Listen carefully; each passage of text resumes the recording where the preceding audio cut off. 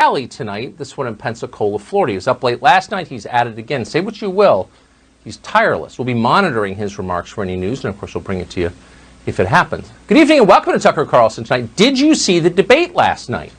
Probably did. Too bad it was the last one. We learned a lot in an hour and a half. We always do.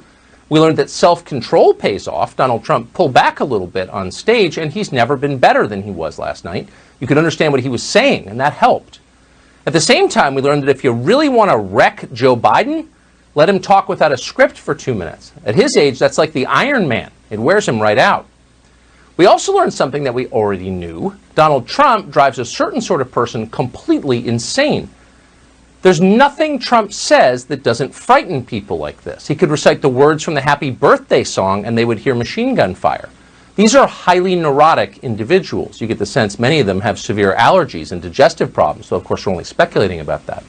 In any case, it happened again last night when the president tried to explain why the human smuggling of children into the United States is a bad thing. Here's what he said.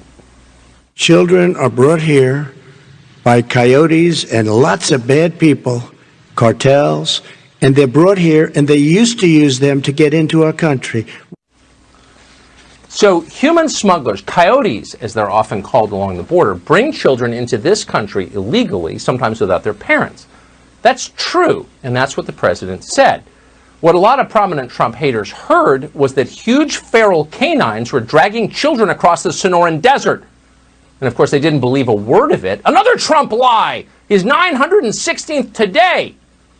Darshan Kendrick is an elected Democrat in the state of Georgia. She's one of her party's leaders in the state house there. And she wasn't buying it for a second. How the hell does a coyote bring a whole human across the border? She wondered on Twitter. You should know that Darshan Kendrick is an attorney and a self-described investment advisor. So you're going to want to hand your retirement portfolio to her as soon as you can. Coyotes dragging children? Lions and tigers maybe, but coyotes? They're too small. Good point. Nothing gets past Darshan Kendrick. She's sharp. Meanwhile, a well-known student at the prestigious Harvard University near Boston had a similar objection to what the president said. He found Trump's mention of coyotes, quote, xenophobic. Why does Donald Trump never criticize American animals? Ever notice that? It's always Mexican coyotes or Chinese pandas, but not a word about golden retrievers or Maine Coon cats. So naturally, the Harvard kid was upset because at Harvard, they know racism when they see it.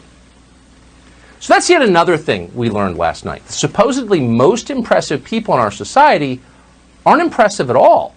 They're dim, and they're silly, and they're humorless. And on some level, they know that about themselves. That's why they're so self-righteous. It's a cover. The rest of us know it too, which makes them angry. If you've ever wondered why the most privileged people in America often seem so mad, that's your answer. Because they're frauds, and they know we know it. But back to the debate last night. At one point, Joe Biden told us that hundreds of these children brought here by coyotes, possibly dragged, have been separated permanently from their parents by the Trump administration, which hates families. 545 children, to be exact. Now, if you believe that was true, you'd be upset about it, so you'll be happy to know it's not true. It's not even close to true. The vast majority of the parents of these children have been located by federal authorities, and they're refusing to reunite with their children. A DHS spokesperson says that in one lawsuit currently pending, the plaintiffs have been able to contact, quote, the parents of 485 children separated at the border, and yet, quote, they've yet to identify a single family that wants their child reunited with them in their country of origin. Oh, so it's more complicated than Joe Biden told us. In many cases, the parents in question are not in the United States. They're still back home at their country of origin, usually in Central America. In some cases, never even tried to come to the United States, and instead they set their children up with someone else, a coyote possibly, to bring them here. Now, you can say what you want about the choice to do that, but the evidence is clear. All the people howling about a coyote possibly, to bring them here. Now, you can say what you want about the choice to do that, but the evidence is clear.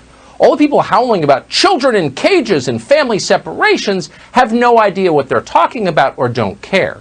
And of course, they have no answers to the problems they claim are plaguing their consciences. Their solution is to let anyone with a child gain immediate access to this country. What would that do? Well, it would be flooded by millions of new people instantly, but it would, needless to say, encourage more human smuggling, a huge amount of human smuggling, which is odd since everyone pretends to be against human smuggling, but apparently not everyone is. Everyone used to pretend to be against crime, too. In the 1980s and 1990s, crime was one of the biggest issues in this country. It defined people's lives, where they lived, where they worked. It changed election results every year. Was America a more racist country back then? No, not really. There was just an awful lot of crime in the 80s and 90s. Look it up. There was a huge amount of crime, and a lot of it was driven by drugs, particularly crack cocaine. That's real. It actually happened. Ask anyone who was alive then. Joe Biden was alive then. He was a middle-aged man then. And his constituents asked him to help fix the crime problem. So just like virtually everyone else in Washington at the time, Joe Biden voted to stiffen drug penalties. That was an enormously popular thing to do in the middle of a drug epidemic and a murder epidemic that inevitably followed. It was popular with people in black neighborhoods. They were suffering the most. But now, Joe Biden, as possibly doesn't remember what happened, but it doesn't matter, now he's pretending it was all a big racist mistake. Watch. In the 80s, we passed 100%, all 100 senators voted for it, a bill on drugs and how to deal with drugs. It was a mistake. I've been trying to change the since then, particularly the portion on cocaine. That's why I've been arguing that, in fact, we should not send anyone to jail for a pure drug offense. They should be going into treatment across the board. That's what we should be spending money on. That's why I set up drug courts, which were never funded by our Republican friends. Now, the bill that Joe Biden just referred to passed in 1986, and it passed the United States Senate with 97 votes. He was close, not 197. That bill was co-sponsored by the chairman of the Congressional Black Caucus at the time. The House approved it by a 376 vote margin. And then the Senate passed Joe Biden's 1994 crime bill, which he's also called a mistake, with an overwhelming bipartisan majority. That was a 95-4 vote, and the House approved that bill by a 40 vote margin. The majority of the Congressional Black Caucus supported it. Let's restate that. The majority of the Congressional Black Caucus supported the crime bill they're now telling us was written by the Klan. And by the way, the Republicans are saying that too, mindlessly. Joe Biden knows that these bills weren't mistakes. We don't put people in jail in this country for being black. We didn't do that in the 1980s and 90s. Sorry. People go to jail for committing crimes. Not all of our anti-crime laws are smart. Some of them are dumb. But the bill wasn't written to punish an ethnic group. It was written to control what was a very real problem, including in black neighborhoods, maybe especially. And that was drug-fueled crime. People were dying from it in big numbers in 1994. But Joe Biden no longer acknowledges that, or again, maybe he doesn't remember. Not only now is he telling us these crime bills were mistakes, now he's telling us that any law that puts any drug offender in prison is a mistake. And we're not going to have laws like that. Really? Would that include the opioid dealers who've killed hundreds of thousands of Americans in recent years? Apparently, they won't go to jail. So what's going to happen when we stop trying to punish opioid dealers and instead send them to some useless rehab program? What's the success rate in rehab programs? Does anyone ever mention that? You know anyone who's been to rehab? These people know anything? It would be nice to know before that happens what the consequences might be. But of course, no one asked last night. Instead, we were on to the next thing, global warming. Joe Biden, you won't be surprised to learn, is against global warming. He already wears a sweater a lot of the time. He thinks it's too stuffy in here as it is. But he's not against fracking. He told us that last night. If elected, he will not ban fracking. That's always been his position. Always. What about fracking? All right, let me allow fracking. Vice President Biden to respond. I never said I oppose fracking. You said it on tape. I did. Show the tape. Put it on your website. I'll put it on. Put it on the website. The fact of the matter is he's flat lying. Would there be any place for fossil fuels, including coal and fracking, in a Biden administration? No, we would work it out. We would make sure it's eliminated. Oh, so it's a little bit more complicated. In fact, Biden would ban fracking, we guess. In fact, he'd ban all fossil fuels at some point, but not until he's elected, so calm down. He'd also passed something called the HEROES Act. What's the HEROES Act? Well, the HEROES Act exists to help people with the coronavirus. And Republicans, needless to say, are against that because they support the coronavirus. In fact, Republicans invented the coronavirus in a lab at the Villages outside Orlando. Watch Joe Biden tell you why we need the HEROES Act right now. You are the leader of the Democratic Party. Why have you not pushed the Democrats to get a deal for the American people? Well, I have, and they have pushed it. Look, they passed this act all the way back in the beginning of the summer. This is like it's not new. It's been out there. This HEROES Act has been sitting there. Oh, okay, so the HEROES Act has been sitting there. You're going about your life thinking things are kind of fine. Little did you know the HEROES Act has been sitting there. And it will, in fact, continue to sit there unless Democrats win the Senate and the White House next month. That's what Joe Biden said, at which point everything will be fine. So what exactly is the HEROES Act and what does it do? We never got into that last night. We'll tell you now. Among other things, the HEROES Act would allow illegal immigrants to retroactively receive coronavirus stimulus checks. People who are here illegally would get tax dollars retroactively. The bill contains a prison break provision allowing inmates with asthma or diabetes to get out of jail. It bans voter ID laws. Of course it does. What HEROES Act wouldn't ban voter ID laws? But the bill also allows marijuana businesses and their service providers access to banking and insurance services. They're heroes too. The bill would bail out left-wing jurisdictions that had financial problems going back many decades, long before coronavirus, long before the Republicans invented it at the Villages. And of course, the bill would allow paid political operatives to collect ballots in bundles and return them to polling stations. Ballot harvesting, but not just in California, nationally. They're heroes. The ballot harvesters are heroes, ladies and gentlemen. They're heroes. Remember them in your prayers. So consider those provisions and ask yourself, who exactly do they help? Americans who've lost their jobs because of the lockdowns? Small business owners trying to save their livelihoods? The ones Joe Biden told us, put up some plexiglass. Yeah, that works. It doesn't work, by the way, science has shown. But anyway, those people aren't the intended beneficiaries of this legislation. No. Instead, the bill helps the Democratic Party, which looks across our land and sees the destruction wrought by these lockdowns, the suicides, the depressions, the spiking overdoses, as a political opportunity for them. Last night, Joe Biden urged Americans to prepare for a dark winter. A dark winter? Be afraid, Joe Biden says. Now, be afraid has been the message of the Democratic Party for the entire year. But last night, Joe Biden made it totally explicit.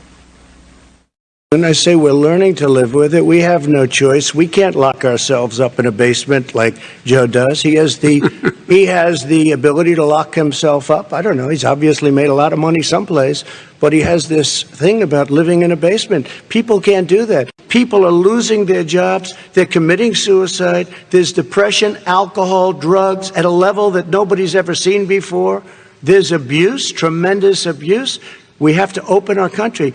You know, I've said it often, the cure cannot be worse than the problem itself. And that's what's happening. We're about to go into a dark winter, and he has no clear plan, and there's no prospect that there's going to be a vaccine available for the majority of the American people before the middle of next year. It is, if you have a reproduction rate in a community that's above a certain level, everybody says, slow up. More social distancing. Do not open bars and do not open gymnasiums. Do not open until you get this under control. So it's all about the, quote, reproduction rate. It's about the spread of the virus. But not every population is affected the same. If you have the spread of the virus in a nursing home where people are demonstrably vulnerable, that's a huge problem. If you have the spread of the virus among healthy 18-year-olds, it's not a problem. In fact, the flu is a bigger problem. The conventional annual influenza is a bigger problem. This virus has a 99.9% survival rate for the vast majority of Americans. The lockdowns, on the other hand, hurt everyone. The economic and psychological costs of them are in many cases irreversible. Thousands of businesses will never come back. The families that own those businesses are destroyed even as Google and Amazon get stronger. And what about our children? Students who have already spent a year away from school are now preparing to stay away from school indefinitely, and they're learning nothing. If you're a parent, you know that, but many studies have shown the same thing. And yet in Fairfax, Virginia, and other places, the teachers' unions want schools closed until at least August of 2021. Classes should be virtual until a proven vaccine is, quote, widely available. That's insanity. School children face almost no risk of death from this. That's not an exaggeration. But Joe Biden essentially endorsed that plan last night. Quote, do not open until you get this under control. What does that mean? According to Joe Biden, that's what the public health experts are saying. These are the same public health experts who say you can't go outside unless, of course, it's to attend a BLM rally or loot a Wendy's. But you must listen to them. These are the same people who told you that the riots were, in fact, not a threat to public health. They were necessary. But any demonstration against the lockdowns was a threat to public health. These are supposed to be nonpartisan institutions. Our public health infrastructure is supposed to be nonpartisan. It's become completely corrupted by partisan interests, obviously. And it's making decent people cynical. The people in charge, once again, have revealed themselves to be completely unserious. And yet they still demand that we pay attention to them. That was the theme of the night. It's the theme of the age. It was never more obvious than when Donald Trump brought up Hunter Biden's laptop and the documents on it, the ones that talk about his business dealings with foreign countries and that mention his father. A lot of it's emerged over the last week, and Trump alluded to it last night. Watch this. If this stuff is true about Russia, Ukraine, China, other countries, Iraq, if this is true, then he's a corrupt politician. Right. So don't give me the stuff about how you're this innocent baby. Joe, they're calling you a corrupt politician. Nobody. President Trump, I want to stay on the issue of race. We're talking about the issue. Laptop from hell. There are 50 former national intelligence folks who said that what he's accusing me of is a Russian plan. They have said that this has all the five former heads of the CIA, both parties, say what he's saying is a bunch of garbage. Nobody believes it except his and his good friend Rudy Giuliani. You mean the laptop is now another Russia hoax? That's exactly what. Is this where you're exactly going? what This is told. where he's going. The laptop is Russia, Gentlemen, Russia. I want to stay on the issue of race. You okay? have to be kidding. Here we Mr. go President, again with Russia. So a bunch of retired spies, not one of whom has seen the laptop or been able to assess its contents, have suggested in public recklessly and for partisan reasons that this is part of a Russian disinformation campaign. Now Joe Biden himself uses that claim, made on his behalf, again on the basis of no evidence, to bat down the question. If you're a little paranoid about maybe the CIA interfering in domestic politics, you just got a lot more paranoid, and for good reason, because they are. Meanwhile, no one on the Biden campaign has denied the authenticity of a single document because they know it's real. And there's overwhelming evidence that it's real. Hunter Biden's lawyer asked for the laptop back, and then Hunter Biden signed it over to the computer repair shop owner. There's now an on-the-record witness who was on many of the email and text message threads involving Hunter Biden confirming that it's all authentic. He just turned his phones over to federal investigators. Is he part of the Russian plot too? This is insane. But forget all that. Russia did it. Russia! The nation you are required to hate for reasons we can't explain but that are critical to our national security. Russia! They're bad! Why do they think they're bad, by the way? Worth thinking about. But don't think about it. Listen to the CIA, America. No more attention to details. Just vote for us. It'll all be better soon. So did this have any effect last night, this debate? That's the question we are asking and are happy to ask our chief political anchor, Bret Baier, who joins us right now. Bret, good to see you. So it was an interesting debate from my perspective, but lurking at the back of my head, I kept asking, given our new voting system, how meaningful will it be to the outcome, do you think?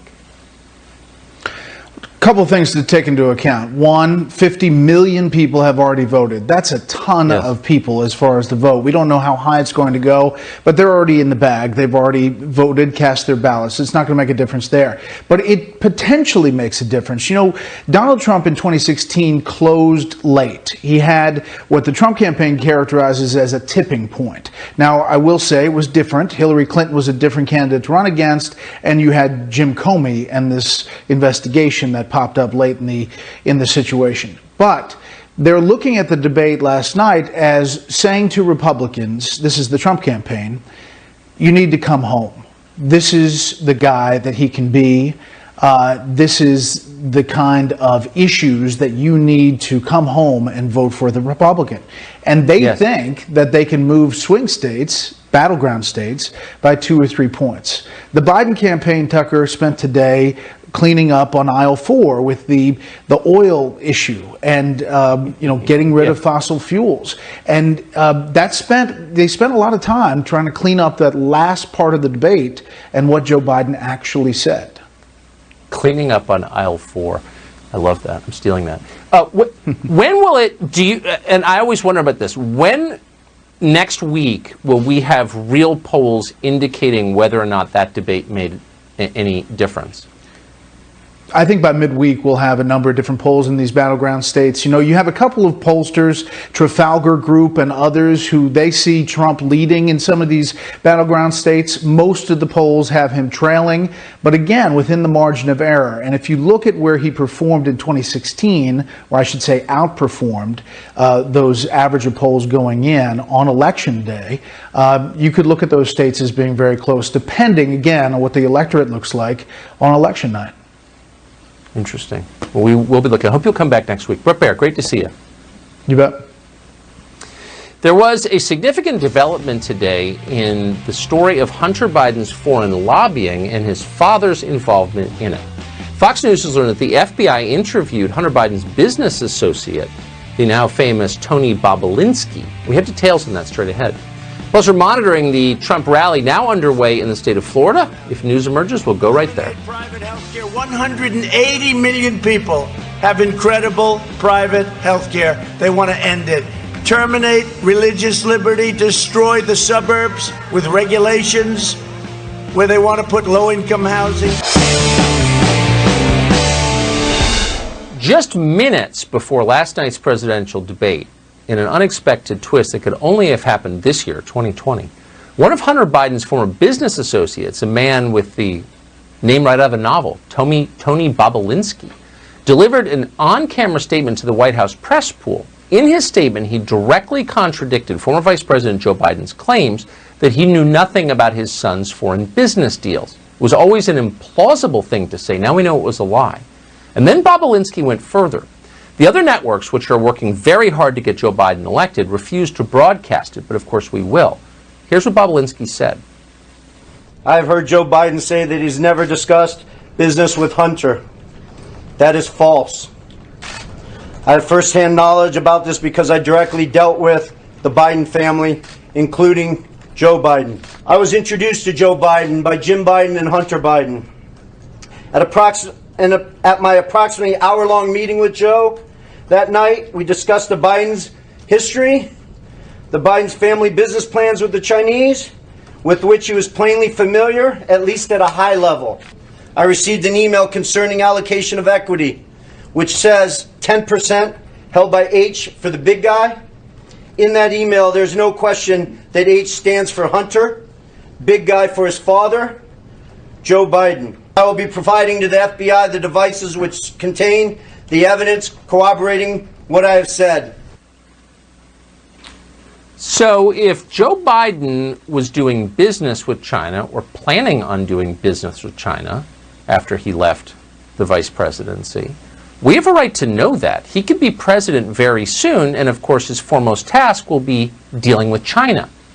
According to Tony Bobulinski, Joe Biden may have personally profited from his son's foreign business deals. Today, Fox News learned that the FBI interviewed Bobulinski at the Bureau's Washington field office, at which point he turned over his electronic devices. An amazing story being squelched completely across the board by the American media. But it is real. So what can we expect in the investigation going forward? Francie Hakes is a former prosecutor. We're happy to have her on tonight. Francie, thanks for coming. Hi, Tucker. What is going on exactly? Give us the outline if you would. Well, you know, Tucker, I look at this through a prosecutor's lens. And what we have here with the laptop starting off is what looks like probable cause. That is probable cause to believe that Joe Biden was involved in these investments with Hunter and his brother, and that he was set to benefit from those investments. Now, that laptop itself has lots of evidence on it, but it was alone. It was Hunter's laptop, and that's all we had until Bobulinski showed up. And Bobulinski was a target or a target of these emails. That is, he was a recipient on them. He was listed by name as someone who was engaged in these discussions.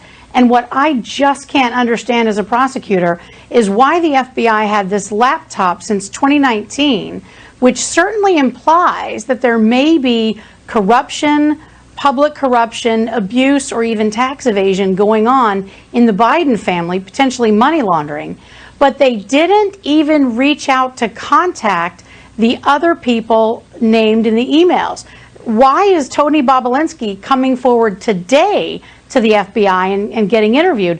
I don't understand this kind of delay.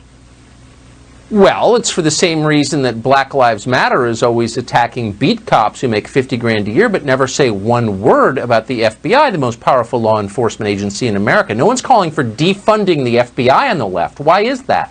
Because they're totally corrupt. They're a tool of the left, obviously. Francie Hakes, I'm not going to ask you to respond to that, but it's true, and everyone knows it's true. Great to see you tonight. Thank you. Thanks, Tucker.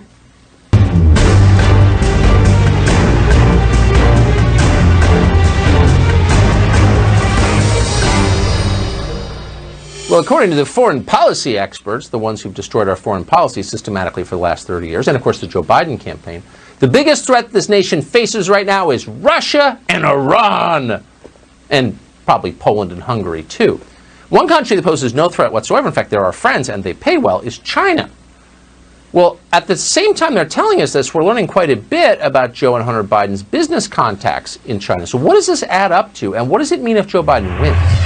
Gordon Chang is a senior fellow at the Gatestone Institute, author of The Great U.S.-China Tech War. We're happy to have him on the show tonight. Gordon Chang, thanks so much for coming on.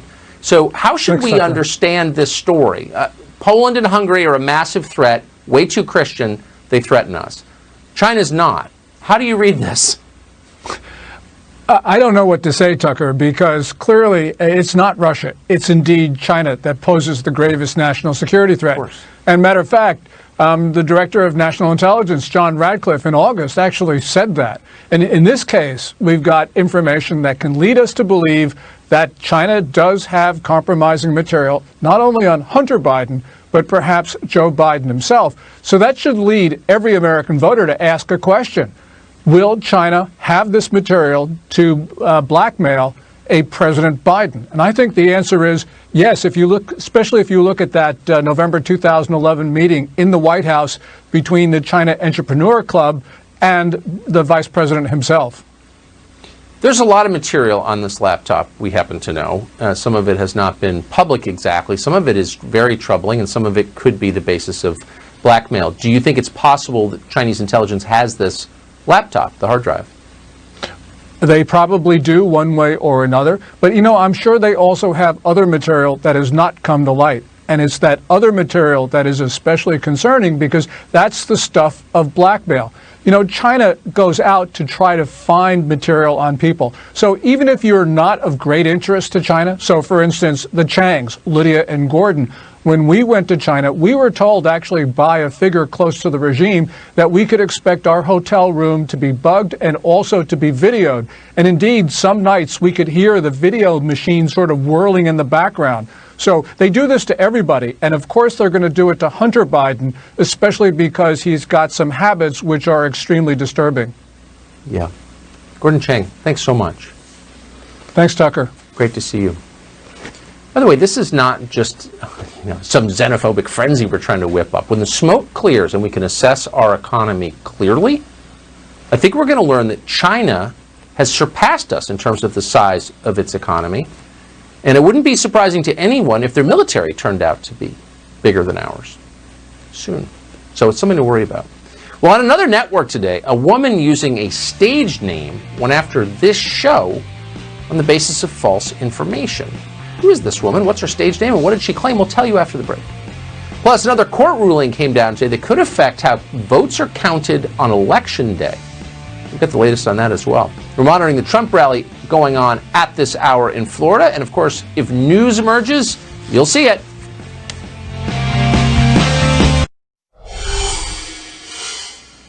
The Pennsylvania Supreme Court, which looks actually a lot like the court Joe Biden would like to make by packing the Supreme Court, is completely dominated by partisan Democrats. They're elected in Pennsylvania. And that court ruled today that ballots cannot be rejected even if the signatures on the ballots do not match the signatures they have on file on the voter rolls. There's a theme here. Remember that just a few weeks ago, that same court ruled that mail-in ballots can be counted even if they're received days after the election. Meanwhile, in the state of Nevada, now known as Nevada, election officials aren't even pretending to care about validating signatures. The Trump campaign is suing over this issue. They're arguing that election observers have not been allowed to do their jobs in the state's largest and most Democratic county, Clark County, where Las Vegas is. Many more legal battles are expected. Will this all be resolved in the courts? Adam Laxalt is the co-chair of the Trump campaign in Nevada. He's the former attorney general of the state. He paid a visit to a vote counting facility recently and saw some amazing things. We wanted him to tell you about what he saw tonight. Adam Laxalt, great to see you. So tell us why you're worried about what's happening in Clark County. Thanks, Tucker. Well, we were all told when this mail-in ballot thing came down the pipe that anybody that was worried about fraud, that we could count on signature verification to make sure no improper ballots made it through the system. Well, let me tell you what's going on in Clark County. All of these ballots, 200,000 so far, go through a machine. The registrar there has unilaterally decided to reduce the signature standard to 40%. So while most of your viewers and most Nevadans assume a match is a match, 80–90% at least, we're down at 40%. If that machine says it's good, ballot counts, and there is no way to challenge that signature or that ballot. If it's no good, it goes to a hand counter. When asked what the standard this hand counter has, no standard, no criteria. He looks at two signatures on the envelope and on the voter file. Is it a match? Is it not a match? If he thinks it's a match, it counts. If he doesn't think it's a match, it goes to two supervisors. Same drill. The end of the line, it ends with one man, the head of elections in Clark County. He doesn't have anybody looking over his shoulder or reviewing it with him. If he thinks it's a match, then it counts. And so what is the current rate of signatures not counting in the state of Nevada, or excuse me, in Clark County? It's just over 1%. And so, I think everybody assumes it should be a lot higher. And you know what makes it the really unbelievable is that once the ballot and the envelope are separated, there is no way to challenge that voter, to challenge that signature. We can't go back and retrieve that ballot. Even if Tucker Carlson says, I did not vote by mail, that was not my signature, after Election Day, we can't go back and not count that improper ballot. So just to be clear, in the seconds we have left, we can't verify it after the fact because they've effectively destroyed the evidence? Is that what you're saying? I asked, why is there not a way to keep these two together so we can go back after the fact and confirm the two match? And I was told, because I don't have to. And so, yes, to be clear, the 200,000 that are counted, they're in for good.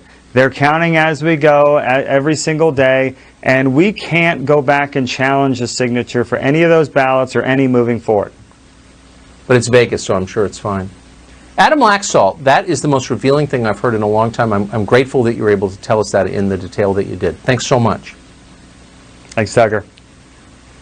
So Tony Fauci is a godlike figure, obviously. He started out as a health authority. Now we worship him, and making fun of him is blasphemy. We found new evidence tonight, however, that Democrats are secretly mocking him. They're doing a good job of hiding it, though. We'll show you the tape that exposes them straight ahead.